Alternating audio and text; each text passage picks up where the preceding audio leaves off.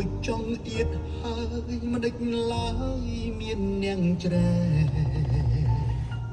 cục can lơ om rèn bánh chạch mình chênh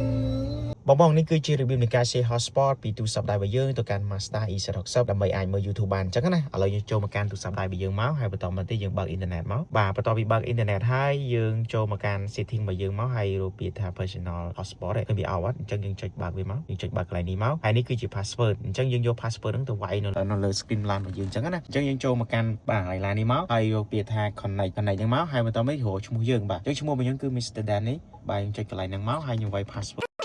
ហើយយើងចុចពាក្យថា connect បាទយើង connect បានជោគជ័យឥឡូវយើងចូលមកកាន់ YouTube របស់យើងមកយើងចុចកន្លែងនេះមកហើយពាក្យថា YouTube នេះយើងចុចកន្លែងនេះមកហើយបន្តមកទៀតរឿងរកបទចម្រៀងដែលយើងស្រឡាញ់ពេញចិត្តបាទឥឡូវយើងចាក់ play មកអូខេឥឡូវវាជោគជ័យហើយពុកម៉ែបងប្អូនគ្នាបាទ